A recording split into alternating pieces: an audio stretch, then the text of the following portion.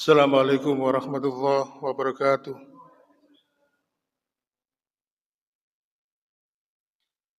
Alhamdulillah, alhamdulillahilladzi hamdan katsiran thayyiban mubarakan fi kama yuhibbu rabbuna wa yarda. Asyhadu an la ilaha illallah wahdahu la syarika lah wa asyhadu anna Muhammadan abduhu wa rasuluh. Allahumma shalli wa sallim wa barik ala Muhammadin wa ala alihi wa ashabihi wa man tabi'ahum bi ihsanin yaumiddin. Fa ibadallah usikum wa nafsi bitaqwallah faqad fazal muttaqun. Qala ta'ala fi kitabil karim a'udzu billahi samiil alim minas syaitonir rajim. Ya ayyuhalladzina amanu taqullaha haqqa tuqatih wa la tamutunna illa wa antum muslimun. Alhamdulillah, senantiasa kita bersyukur kepada Allah Subhanahu wa taala karena masih memberikan kita kekuatan untuk menjalankan ibadah puasa. Walaupun kita tahu untuk Ramadan tahun ini sedang musim penghujan, sehingga kadang-kadang cuaca itu tidak stabil. Maka dibutuhkan salah satunya adalah daya tahan tubuh yang kuat. Tetapi ternyata daya tahan tubuh yang kuat itu juga dipengaruhi oleh faktor keimanan. Maka kebetulan saya punya pengalaman kerja di rumah sakit itu 15 tahun. Dan saya membuktikan perkataan guru saya. Orang kalau berbuat dosa yang paling besar, kesirikan misalnya, pasti tubuhnya nggak sehat. Jadi saya itu kalau melihat orang-orang yang sakitnya berat-berat itu ternyata apa? Ternyata punya jimat atau punya benda-benda yang dipercaya memberikan kekuatan. Sehingga akhirnya waktu itu saya juga tidak tahu mereka tahu dari mana. Kebanyakan keluarganya minta tolong untuk diruqyah karena keterbatasan kemampuan, sehingga akhirnya saya banyak minta tolong beberapa orang yang saya kenal memang ahli ruqyah. Sehingga akhirnya secara klinis mereka dapat menemukan kesehatannya. Sebagai contoh kasus, saya waktu itu teringat sekali punya pasien orang Mojosari, sakitnya gangren.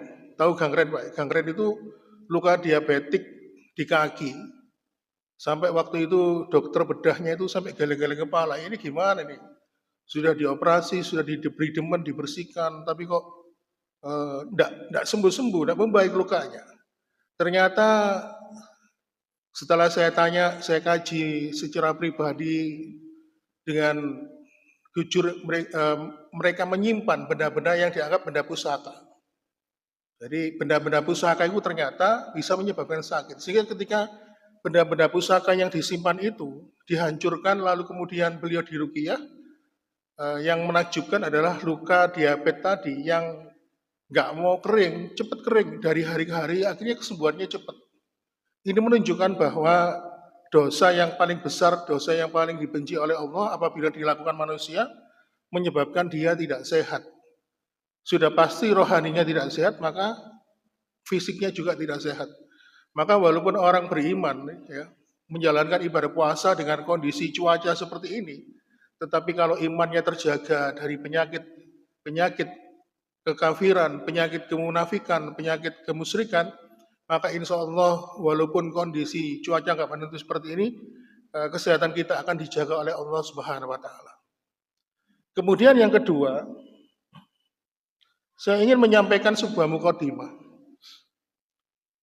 Ini sesuai dengan judul kita pada pembahasan kita pagi hari ini. Kita membahas makna tujuan takwa dalam perintah berpuasa. Tapi sebelum itu saya ingin menyampaikan sebuah mukadimah. Dulu saya lahirkan era tahun 70-an. Tinggal di sebuah desa di salah satu kabupaten Gresik. Nah, di depan rumah itu kan mesti ada balai-balai, kayak entah kursi, entah itu amben. Ya. Biasanya habis setelah Isya itu banyak kebiasaan keluarga itu ngumpul. orang tuanya, ada ayah, ibunya, anaknya ngumpul di situ. Di balai-balai itu sambil ngobrol. Nah, saya dulu juga seperti itu. Tapi sekarang sudah tidak banyak dijumpai. Nah, pada kesempatan itulah orang tua itu memberikan doktrin, pesan-pesan. Salah satu yang paling saya ingat itu adalah ibu saya itu pernah bilang gini, orang hidup di dunia itu nggak nyari apa-apa sebenarnya. Ya nggak nyari pangkat, ya nggak nyari harta, nggak nyari kedudukan. Sebenarnya yang perlu dicari manusia itu, kata ibu saya, adalah nama baik. Nama baik. Nah, kalau orang itu sudah tidak punya nama baik, pasti dia akan hidupnya akan rugi, akan hancur. Lalu kemudian dilanjutkan, nama baik kepada siapa? Pertama, kita sebagai hamba Allah, manusia di dunia ini harus punya nama baik di hadapan Allah Subhanahu wa taala. Lalu kemudian kita juga harus punya nama baik di hadapan manusia di permukaan bumi ini. Nah, nama baik kita di hadapan Allah itu tidak ada kecuali apa? Ditempuh dengan melalui jalan takwa. Makanya kenapa di dalam surat Al-Hujurat itu saya teringat inna akramakum indallahi atqakum. Tidak ada tempat yang paling mulia di sisi Allah bagi seorang hamba kecuali kualitas takwanya. Makanya ma'asyiral muslimin, kenapa kita itu harus membuat nama baik kita itu baik, bagus di dalam kehidupan dunia? Karena kita nanti juga akan dinilai oleh Allah dari nama baik kita itu. Makanya kenapa ketika saya membaca surat An-Nisa ayat 12, inna nahnu nuhyil mauta wa naktubu ma qaddamu wa asaruhum wa kulla syai'in ahsaynahu fi imamin mubin. Allah mengatakan inna nahnu nuhyil mauta. Ya, kata Allah, kami nanti di dalam kehidupan akhirat akan menghidupkan kembali orang-orang yang sudah mati. Lalu kemudian kami tulis kembali, kami catat kembali apa yang mereka kerjakan, wa asaruhum, jejak-jejak langkah kaki mereka akan ditulis kembali oleh Allah. Dulu melakukan apa, dulu berbuat apa, semuanya ditulis kembali oleh Allah, dicatat secara detail. Maka kalau kita dalam kehidupan dunia mampu menorehkan catatan amal kebaikan, maka tentunya catatan kita nanti akan menjadi baik di hadapan Allah Subhanahu wa taala. Dan jalan untuk meraih itu bagi seorang hamba untuk mendapatkan nilai nama baik di hadapan Allah adalah dengan meraih takwa. Maka pada kesempatan di pagi hari ini kita akan membahas makna tujuan takwa dalam konteks perintah Allah dalam menjalankan ibadah puasa di bulan Ramadan. Kita langsung masuk pada pembahasan kita. Pada bulan Ramadan ini, ayat yang sering disampaikan, yang laris disampaikan adalah surat Al-Baqarah ayat 183. Ya ayyuhalladzina amanu kutiba alaikumusiyam kama kutiba alal ladzina min qablikum la'allakum tattaqun. Hai orang-orang beriman, diperintahkan untukmu berpuasa. Diwajibkan untukmu berpuasa sebagaimana dulu pernah diperintahkan dan diwajibkan kepada umat-umat sebelummu, la'allakum tattaqun. Yang akan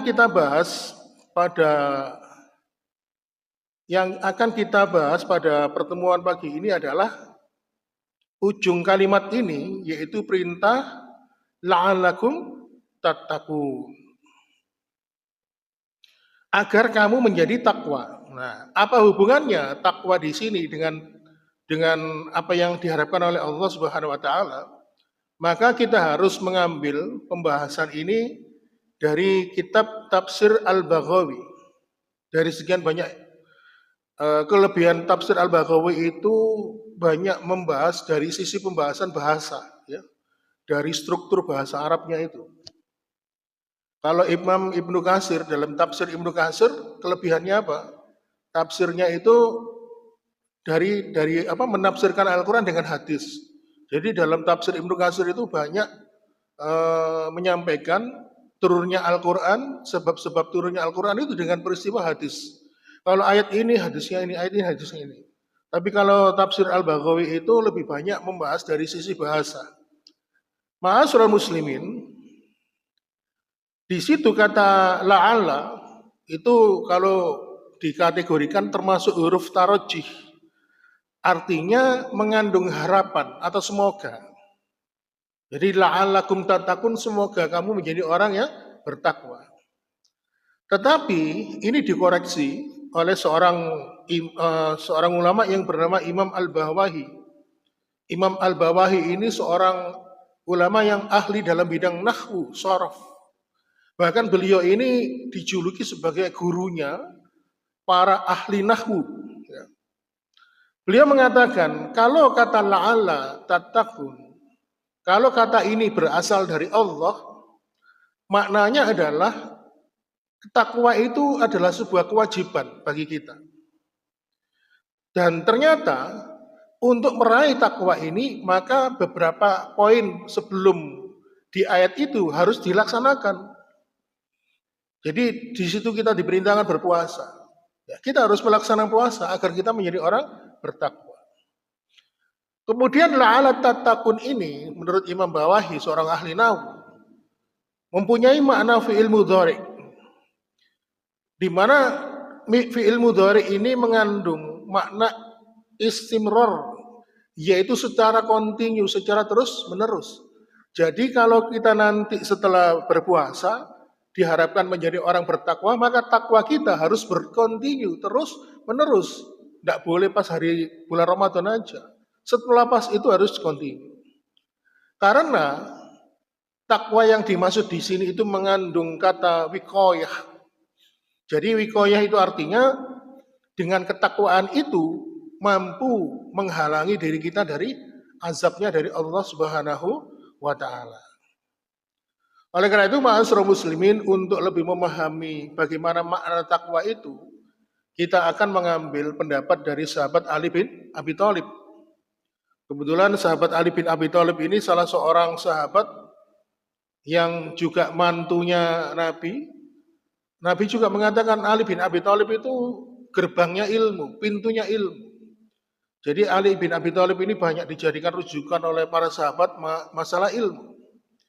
Oleh karena itu, ma'asyiral muslimin, dalam hal ini Ali bin Abi Thalib radhiyallahu an menyampaikan ada 4 komponen takwa yang apabila ada di dalam seorang hamba, seorang mukmin, maka dia bertakwa. Tapi kalau keempat komponen itu tidak ada di dalam seorang hamba, maka dia belum dikatakan bertakwa. Jadi saking pentingnya takwa ini sampai ada rukun khutbah ya, entah rukun khutbah sholat hari raya atau sholat Jumat ya. Kalau khotibnya lupa nggak menyampaikan pesan takwa, ya, maka menurut mazhab Imam Syafi'i ya, itu rangkaian seluruh ibadah sholat Jumat itu bisa batal, Pak. Hanya karena nggak membaca wasiat takwa. Makanya kenapa kalau di khutbah Jumat itu kan mesti ya ayyuhalladzina amanu haqqa tuqati wala tamutunna dan sebagainya. Pokoknya wasiat takwa. Baiklah, kembali kepada pembahasan dari Ali bin Abi Thalib.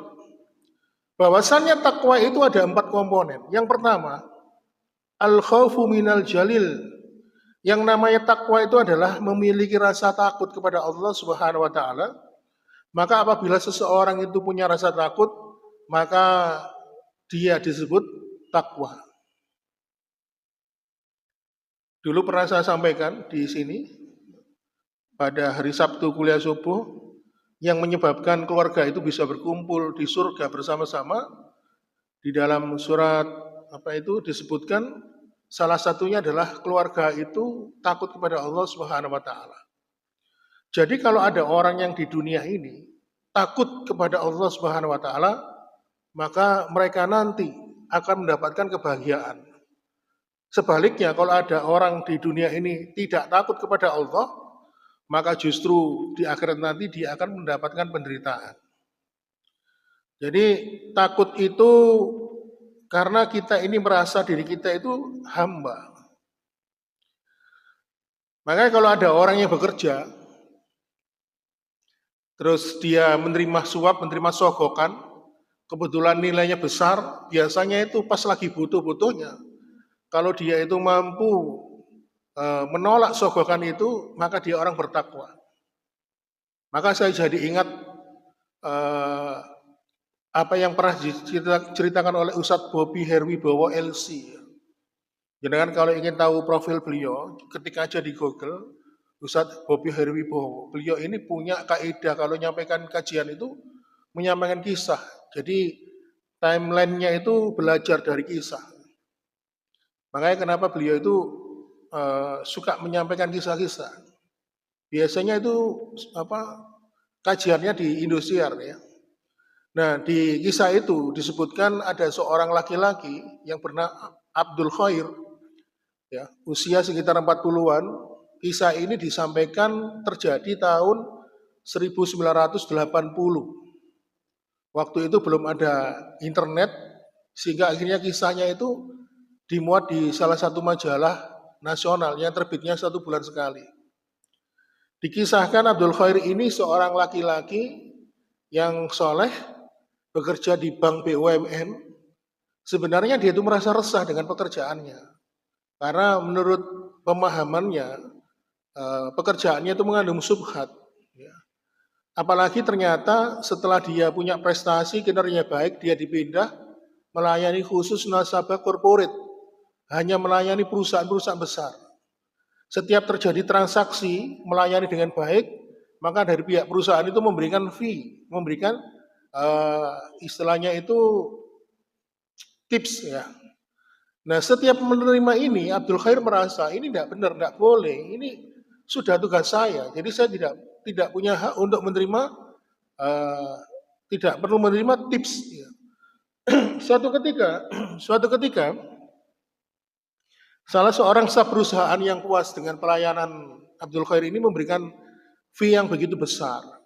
Lalu Abdul Khair itu menolak, sampai terjadi, oh enggak usah sampai royokan gitu. Akhirnya manajernya nggak tahu.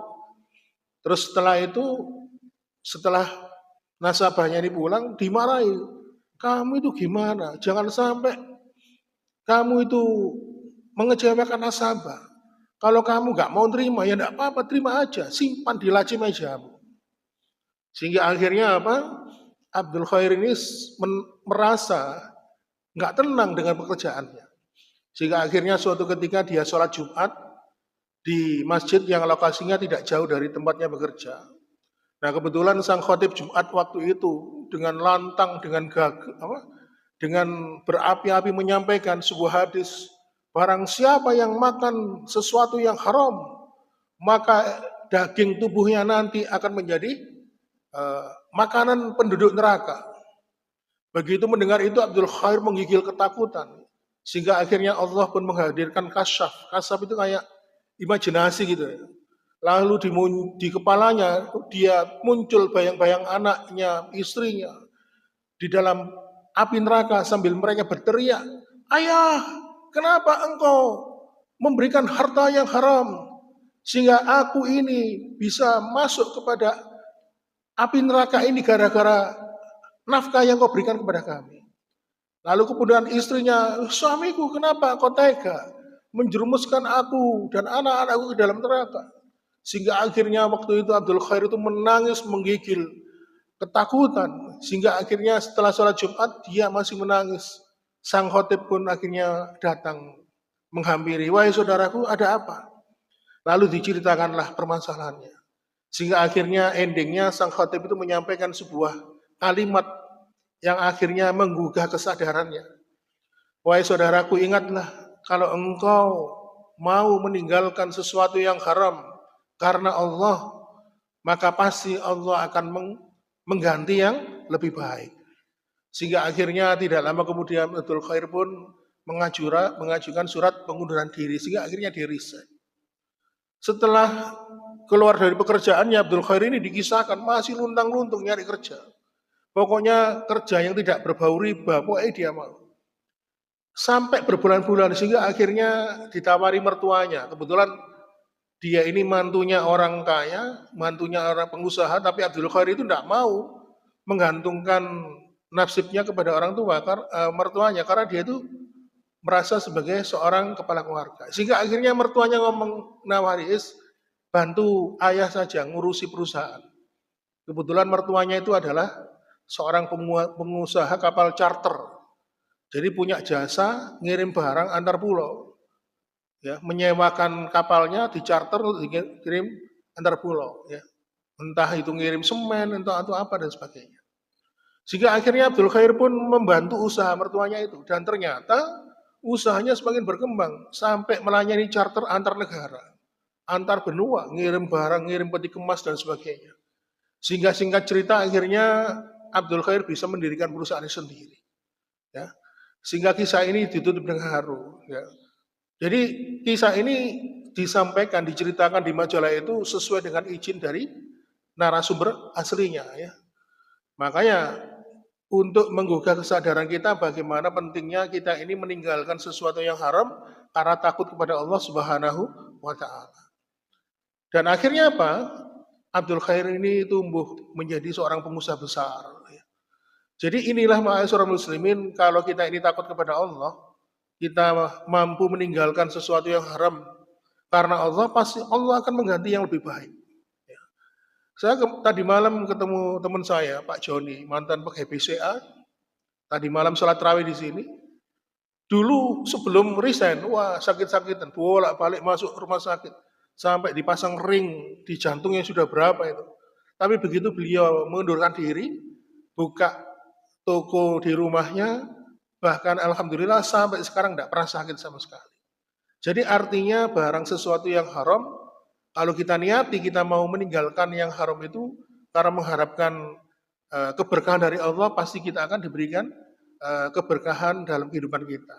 Entah itu ketenangan hati atau mungkin kesehatan jasmani dan sebagainya. Itu kisah yang terjadi di tahun-tahun belakangan ini. Di zaman tabi'in itu juga ada kisah yang cukup menarik. Ada seorang pemuda, ganteng rumahan, banyak menarik hati wanita-wanita. Pada suatu ketika ada seorang wanita kaya raya tertarik dengan pemuda ini. Dipanggillah oleh pembantunya, disuruh, tidak tahu waktu itu mendakno lampu atau apa, disuruh. Akhirnya dia bersedia masuk ke dalam rumah itu. Begitu dia masuk ke dalam rumah, dikunci rumah itu semuanya, kuncinya disembunyikan. Lalu wanita tadi itu merayu pemuda itu agar melakukan perbuatan nisa, berupa zina. Karena dia takut kepada Allah Subhanahu wa taala, pemuda ini mikir, wah, gimana caranya ini supaya saya ini bisa terlepas dari perbuatan zina. Baik, kalau gitu saya minta izin ke kamar mandi dulu. Saya tak mandi dulu, biar wangi, biar seger. Ya. Wanita itu senang, wah, membayangkan nanti bagaimana kalau dia sudah mandi, seger kan.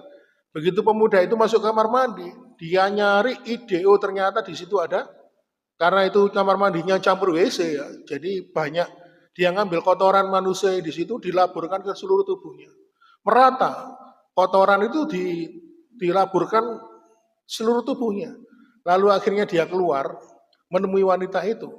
Begitu wanita itu melihat pemuda itu meluburi tubuhnya dengan kotoran itu, dia sampai jijik, muntah-muntah, mual-mual, nggak jadi, kamu pulang aja. Akhirnya pemuda itu diusir dari rumah itu dan dia bersyukur, akhirnya dia tidak berbuat zina karena takut kepada Allah Subhanahu wa taala. Sehingga akhirnya apa? Allah memberikan hadiah yang begitu indah bagi pemuda ini. Dia tubuhnya dijadikan wangi, walaupun dia tidak pakai parfum, tubuhnya itu wangi terus sepanjang hari, sepanjang waktu. Sehingga akhirnya pemuda ini dapat julukan pemuda yang berbau wangi. Kisah ini terjadi di era zaman tabi'in. Saya lupa tahunnya, tapi lokasinya di kota Baghdad di daerah Irak. Itu contoh. Kemudian seperti kisah Nabi Yusuf yang seperti kita ketahui, ya, itu juga karena takut kepada Allah Subhanahu wa taala. Maka kalau kita ini mengaku beriman, kata Ali bin Abi Thalib, komponen yang pertama adalah ketika muncul al-khaufu minal jalil, yaitu ketika kita punya rasa takut kepada Allah, maka itulah yang dinamakan dengan takwa. Kemudian ma'asyiral muslimin jamaah sekalian, yang kedua menurut Ali bin Abi Thalib, takwa itu komponen yang kedua adalah al-amalu bitanzil, yaitu senantiasa berilmu dengan yang Allah turunkan. Kita kalau berilmu, beramal kepada Allah, beribadah, tentu landasannya, syarat utama diterima ibadah itu yang pertama mengikuti perintahnya dari Allah Subhanahu wa taala. Kemudian yang kedua, eh, mengikuti sunnah. Jadi perintah Allah itu, misalnya sholat, kita laksanakan sholat, tapi tata cara pelaksanaannya itu mengikuti sunnah. Itu syarat yang pertama, amal diterima. Syarat yang kedua, yaitu menjadikan orientasi ibadah itu hanya untuk mendapatkan ridho dari Allah. Jadi artinya ikhlas. Oleh karena itu, ma'asyiral muslimin, ini perlu kita pahami bahwa ternyata ilmu itu lebih utama dibandingkan amal. Jadi kalau kita itu melakukan amal ibadah, kita belum tahu ilmunya, tentu nilainya lebih baik di sisi Allah, dalam pandangan Allah itu adalah amal yang dilakukan sesuai dengan ilmu. Itu yang kedua. Kemudian yang ketiga, kata Ali bin Abi Thalib, komponen takwa yang ketiga adalah asyukru bil qalil, yaitu bersyukur dengan sedikitnya harta kita. Jadi kalau misalnya ada orang mendapatkan undian uang 5 miliar, ya, langsung ditransfer di rekeningnya, kalau orang itu bersyukur itu lumrah, Pak. Lalu bagaimana kalau di kantong baju kita hanya tinggal 5.000, apakah kita mau bersyukur? Di sini kata sahabat Ali bin Abi Thalib, komponen takwa yang ketiga, kalau dia mau bersyukur dengan hartanya sedikit. Kebanyakan kita itu lebih banyak bersyukur ketika mendapatkan harta yang berlebih. Tapi jarang kita itu mampu bersyukur ketika mendapatkan harta yang sedikit. Ini ada sebuah kisah, waktu itu kisah ini dimuat di Facebook ya, saya lupa tahunnya, pernah saya baca. Ada seorang manajer perusahaan, gajinya itu sekitar 25 juta. Kalau di awal bulan, tanggal-tanggal 6, dia ngantar istrinya sama keluarganya ke supermarket, ke mall lah, berbelanja untuk kebutuhan rumah tangganya selama 1 bulan. Sambil nunggu istrinya belanja, laki-laki yang jabatannya manajer ini masuk ATM, ngecek saldo. Begitu tahu transferan dari kantornya, gajinya cair, dia tersenyum. Ya, melihat, dia gembira. Setelah keluar dari ATM, ternyata ada seorang wanita tua bersama cucunya, dia adalah seorang pengemis, minta sedekahnya Pak. Lalu dia mengeluarkan, masukkan tangannya ke dalam kantong celananya, ternyata di situ ada 1 lembar uang 10.000. Dikasihkanlah kepada pengemis ini. Lalu wanita tua pengemis itu mengatakan, Pak Nun saya ngapunten, tidak ada sosoknya. Bayangkan, standar orang kalau ngasih sedekah ke pengemis kan 2.000 atau 1.000 mungkin 500. Loh Pak, tidak ada sosoknya. Oh, betul Bu, nyenengan betul mawon. Damel nyenengan. Begitu mengatakan demikian, wanita itu langsung menangis sambil memeluk cucunya. Wahai cucu, hari ini kita bisa makan. Alhamdulillah Allah memberikan rezeki kepada kita. Dia melihat lembaran uang 10.000 itu dengan mata yang berbinar, sambil mengucapkan syukur, Alhamdulillah akhirnya kita hari ini bisa makan. Karena waktu itu nasi bungkus, waktu itu harganya 5.000. Jadi kalau 10.000 dapat 2 nasi bungkus. Rupanya pengemis ini sejak siang hari, karena ini lokasi kejadiannya itu habis Isya ya. Sejak siang hari dia belum makan. Sehingga akhirnya mengatakan, Alhamdulillah ya Allah, Engkau berikan aku rezeki. Dengan uang 10.000 ini akhirnya hari ini aku bisa makan. Begitu melihat ini, sang manajer itu langsung merasa tertampar wajahnya. Dia merasa, ya Allah, selama ini aku kurang bersyukur. Dia ketika melihat transfer gajinya masuk di rekeningnya, 25 juta per bulan. Begitu melihat, dia hanya tersenyum, gembira. Dia tidak pernah mikir, bayangkan wanita ini dikasih uang 10.000 yang bagi dia, si manajer ini adalah uang receh. Dia begitu bersyukur. Akhirnya apa? Menimbulkan kesadaran. Disinilah munculnya hidayah dari Allah Subhanahu wa Ta'ala. Kalau hidayah Allah itu kadang-kadang datangnya itu tidak pernah diduga, Pak. Akhirnya apa? Sejak saat itu dia merubah mindsetnya, memandang uang itu adalah karunia dan rezeki dari Allah Subhanahu wa Ta'ala. Makanya kalau ada orang yang mampu memandang uang 5.000 di dalam kantong baju sama dengan uang 1 juta, maka orang itu adalah orang yang bertakwa. Kenapa? Sekarang ini kan banyak orang yang merasa duitnya banyak, itu meremehkan uang kecil. Waktu dia mengeluarkan uang, ternyata uang logam 500-an jatuh. Pak, ini kuartone jatuh pak. Wah lah, uang 500 saya kok. Meremehkan. Nah ini namanya mubazir. Nah mubazir itu termasuk perbuatan dosa. Dosanya di mana? Karena dia meremehkan uang kecil. Karena apa? Dia lupa yang memberikan uang besar dan uang kecil itu adalah dari Allah Subhanahu wa taala. Makanya kadang-kadang kita itu lupa bahwasannya itu rezeki dari Allah. Bisa jadi rezeki kita itu saat itu uang yang masih kecil. Suatu saat suasana berganti, maka kita juga akan mendapatkan uang yang jumlahnya lebih besar. Maka kalau kita mampu bersyukur dengan yang sedikit, maka itu adalah komponen takwa menurut Ali bin Abi Thalib. Dan kebanyakan manusia itu tidak bisa bersyukur dengan jumlah rizki yang sedikit. Mintanya yang banyak. Makanya disinilah faktor qanaah. Rasa syukur menerima karunia dari Allah Subhanahu wa taala. Kalau kita mampu berbuat demikian, maka kita dikatakan Ali bin Abi Thalib sebagai hamba-hamba yang bertakwa.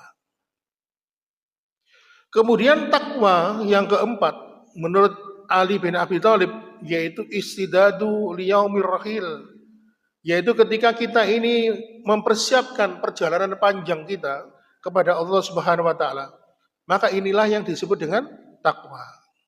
Makanya kenapa Rasulullah SAW pernah ditanya oleh seorang sahabat, siapa orang yang cerdas itu? Dalam sebuah riwayat ketika Rasulullah itu berkumpul dengan para sahabat, datanglah laki-laki Ansor, dia datang mengucapkan salam, lalu kemudian di hadapan Rasulullah dia bertanya, ya Rasulullah, ayul mu'minina afdol, ya Rasulullah, siapakah orang mukmin yang paling utama? Faqala ahsanu khuluqa. Lalu Rasul menjawab, mereka yang paling baik akhlaknya. Lalu kemudian laki-laki Ansor itu bertanya lagi, qala fa ayul mu'minina aqyas. Lalu siapakah orang yang cerdas itu ya Rasulullah? Rasul menjawab, qala aktsaruhum lil mauti dzikra wa ahsanum li ba'dahu istidadan ulaika aqyas.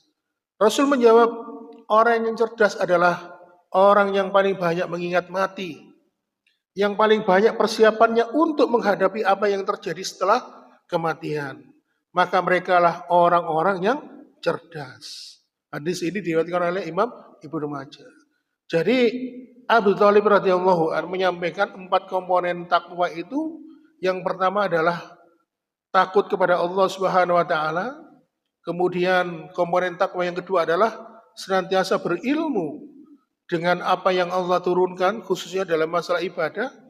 Kemudian komponen takwa yang ketiga adalah asyukru bil qalil, bersyukur dengan karunia rezeki yang sedikit dari Allah. Dan yang keempat menurut Imam Abu Thalib adalah istidadu liyaumir rahil, yaitu mempersiapkan dirinya menuju perjalanan panjang kembali kepada Allah Subhanahu wa taala. Inilah ma'asyiral muslimin wa sumratal mu'minin rahimakumullah, makna takwa yang terkandung di dalam surat Al-Baqarah ayat 183, la'allakum tattaqun, di mana perintah puasa itu menjadikan diri kita ini menjadi hamba-hamba yang bertakwa. Maka mudah-mudahan penjelasan yang ringan ini pada pagi hari ini bisa memberikan manfaat untuk kita, semakin menambah semangat kita untuk beriman dan bertakwa kepada Allah Subhanahu wa taala. Dan sekali lagi mohon maaf bila ada kekurangan, bila ada kesalahan, mohon maaf yang sebesar-besarnya. Maka mari kita tutup pertemuan kita pada pagi hari ini ditutup dengan doa kafaratul majelis. Subhanakallahumma wa bihamdika asyhadu an la ilaha illa anta astaghfiruka wa atubu ilaik. Wassalamualaikum warahmatullahi wabarakatuh.